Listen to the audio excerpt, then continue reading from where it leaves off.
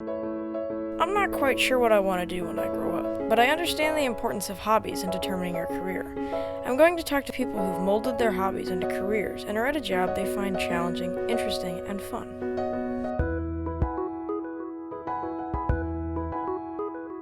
First, I'm going to talk to people from Pixar.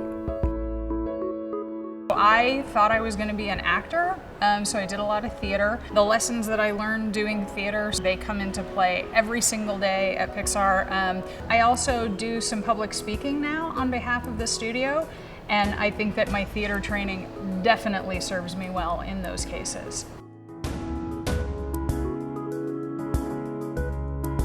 Rachel has an interest in obscure audio technology and music that led her to a position in audio at Pixar. One of my hobbies is I like to collect various audio formats. What I brought today is I have some Edison wax cylinders. These were the very first audio format available to the public back in 1888. And I noticed that part of the work that I do in post-production, we deal with video formats and archiving and how we digitize our history here at Pixar. Now I'm also interested in politics. I'm going to talk to Malia Cohen, who was inspired early on to enter into city government. So when you were a kid, was there an interest in politics? Yes.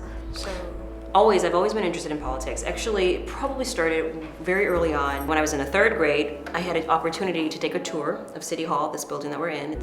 And I remember being 8 years old and really mesmerized by the rotunda and the stairs. And I remember making a vow to myself that one day I would work in this building. My job as a member of the Board of Supervisors, I'm a legislator, so we create legislations and policy. And oftentimes those policy ideas come from the activists, come from the community, come from the ground up. So I most certainly think that there's a role for everyone to play. I lament when people say, oh, I'm not political, when politics governs every aspect of our life. Broadcast Stuart is also into politics, but for some different reasons.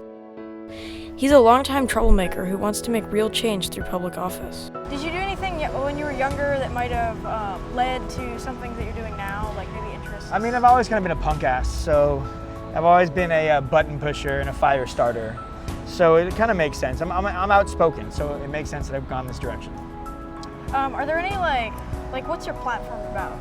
There's lots of different parts of the platform. An important part that we're going to be starting off with is cleaning the poop off the streets in San Francisco.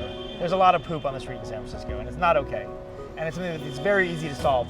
There's all these bathrooms that are closed. In the past 10 years, 50% of the public bathrooms in San Francisco have been closed. Now, I'm still not sure what I want to devote my life to yet. I'm interested in animation and politics, along with a myriad of other activities. These are just a few people who show that they can make their hobbies into a career that gets them into City Hall, into the most cutting-edge animation studio on Earth, or into a mayoral race with Ed Lee. I don't know what I'm going to be doing in 10 years, but I'll just keep exploring my options and see what happens in the meantime.